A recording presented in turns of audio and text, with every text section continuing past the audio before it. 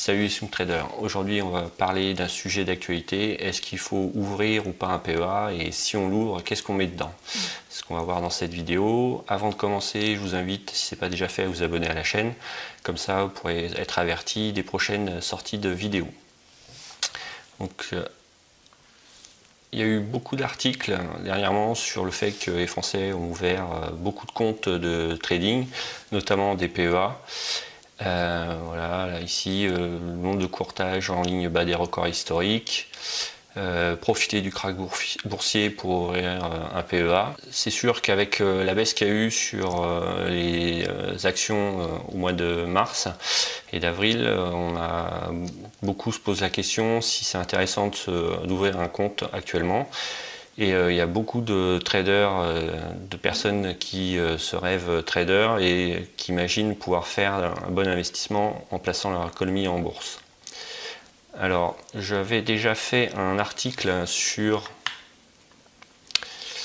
le placement d'économie sur un PEA. Je l'avais intitulé « Comment gagner en bourse sans payer d'impôts ». Parce que l'intérêt du PEA, c'est par rapport à un compte titre classique, c'est qu'on ne paye pas d'impôts sur les plus-values. Et c'est tout l'intérêt du PEA. En contrepartie, il faut le garder un certain nombre d'années, au mieux 8 ans, donc c'est quand même un investissement à long terme. Donc actuellement, est-ce que c'est intéressant d'ouvrir un compte titre? Alors c'est sûr, quand on voit par exemple ici le SP500 qui a perdu en l'espace d'un mois plus de 34%. Alors aujourd'hui c'est remonté, il ne perd plus que 17%. On est tenté de se dire c'est le bon moment d'acheter. Alors maintenant, est-ce que c'est vraiment le bon moment d'acheter? Alors il y a deux choses intéressantes qu'on peut noter. Si on se passe sur une optique long terme, qui est le but d'un PEA, donc on voit que ici on avait un support long terme qui passait par les plus bas. Il a été cassé ici au mois de mars, mais on est revenu au-dessus de ce support. En hebdo, on a clôturé au-dessus, donc ça c'est un bon point. Tant qu'on reste au-dessus, on peut dire que le bear market est fini. Ça a été un crack rapide mais très court. Après, est-ce que on va rester à ces niveaux ou est-ce qu'on ne va pas redescendre encore plus bas? Donc un niveau important, donc c'est cette droite de tendance. C'est aussi, alors comme dans mon article sur les PEA, j'indiquais que un signal à suivre, c'était la moyenne mobile de 100 jours qui est ici en noir, et quand on est en dessous de cette moyenne mobile, il vaut mieux ne pas acheter, et quand on est au-dessus, on est à l'achat. Donc ça, que ce soit sur un indice ou sur une action, c'est la position par rapport à la moyenne mobile de 100 donne la tendance long terme du titre. Donc actuellement on est toujours en dessous, donc ça c'est un point négatif. Autre point négatif, c'est que si on prend les retracements de Fibonacci, actuellement ici, on est donc le dimanche 12 avril, on a clôturé pile poil juste en dessous des 50% de retracement. On va passer un petit peu mieux. Voilà. Donc là on est vraiment juste en dessous. Donc soit la semaine qui vient on arrive à franchir ce niveau et on va jusqu'au 61 et on arrive à se caler ici entre ces niveaux et pour repartir ensuite à la hausse. Soit on repart à la baisse, et un niveau de support à surveiller, c'est ici le dernier plus bas, donc qui est à 2447. Pourquoi? Bon, ça c'est, on suit la théorie de dos. Un mouvement haussier doit marquer des points bas de plus en plus haut, et quand on est dans un mouvement baissier, les points hauts marquent des points hauts de plus en plus bas. Donc là à surveiller cette semaine, c'est entre donc ces deux niveaux de 2797, donc 2800, et ici le point bas à 2447, donc le niveau de 2450. Donc on peut établir deux scénarios. Face les flèches. Soit on repart à la hausse, soit on repart à la baisse pour aller marquer un nouveau plus bas.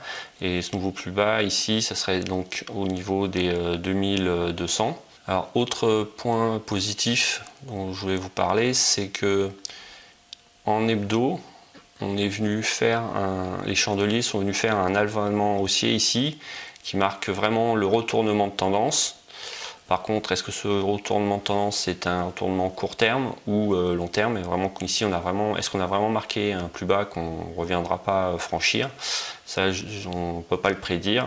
On peut juste évoquer des scénarios, un scénario haussier ou un scénario baissier. Si vous voulez, j'ai fait aussi un article sur les chandeliers. Je mettrai en lien sous la vidéo pour si vous voulez apprendre les bases des chandeliers. Assez complet, vous pourrez le consulter. Donc dans mon article sur l'investissement en PEA, ce que je vous conseillais, c'est d'investir sur un indice. Parce que surtout si vous êtes novice, que vous n'avez jamais investi dans des actions, le plus simple, c'est d'investir sur un indice. Parce que, par exemple, si vous achetez une action, est-ce que vous allez acheter du Total, du L'Oréal, du LVMH? Vous ne savez pas laquelle va rebondir et laquelle va continuer à descendre. Alors qu'un indice sur le long terme, lui, il va être tout le temps haussier, comme le SP500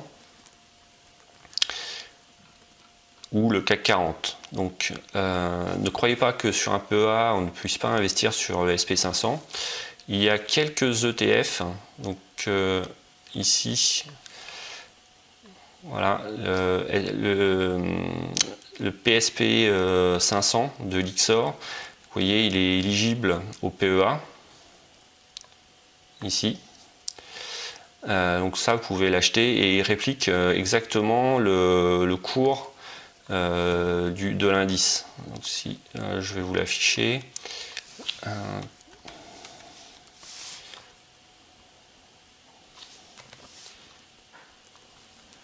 Là, vous voyez que ça, il réplique exactement le cours d'indice. On voit qu'il y a eu la même baisse, la même hausse ici. Et, donc ça, si par contre vous voulez jouer la baisse, alors là, ça c'est vraiment si vous imaginez que l'indice va repartir à la baisse, vous avez un autre ETF qui permet de jouer la baisse, comme il y en a un aussi sur le CAC 40, c'est le DSP 500 qui réplique l'effet inverse de l'indice. Donc lui, quand l'indice baisse, le DSP 500, lui, il monte. Donc vous voyez ici, tant que l'indice montait, lui, il descendait, mais quand il y a eu le crack, il est tout de suite remonté. Donc ça, c'est si vous voulez couvrir votre position dans un PEA. Vous avez la même chose sur le CAC 40, c'est le BX4. Vous voyez ici, il réplique à l'inverse les cours. Donc quand le CAC 40 baisse d'un point, le BX4 lui monte de 2 points. Voilà. Donc, est-ce que c'est le bon moment pour investir sur un indice? Alors, déjà, si vous investissez, par exemple, si vous avez 10 000 € à placer, vous n'allez pas les placer d'un coup. Vous allez les placer en plusieurs fois. Moi, ce que je vous conseille, c'est diviser la somme que vous voulez investir en 10 parts égales. Et tous les mois, vous achetez la même quantité de l'indice que vous voulez acheter. Ou alors un panier d'actions si vous avez une idée de quelles actions vous voulez acheter. Donc comme ça, vous moyennez votre position sur plusieurs mois et même si l'indice rebaissait et puis après remontait, rebaissait et après repartait vraiment à la hausse. Vous achetez dans les mois prochains en plusieurs fois et vous aurez un prix moyen qui sera relativement correct et vous pourrez profiter ensuite de la hausse. Par contre, si imaginons que l'indice continue de baisser, prenons le SP500 et qu'il aille encore plus bas pour après remonter plus tard, là aussi vous pouvez, si vous achetez une partie ici, une partie ici, une partie ici, une partie ici, vous aurez toujours un prix moyen qui sur le long terme sera plus bas que le jour du prix du jour où vous allez le revendre, parce que l'optique vraiment d'un PEA, c'est de placer son argent, de le garder au moins 8 ans, et on sait que sur les indices, sur plusieurs années, on est forcément gagnant. Parce que si vous regardez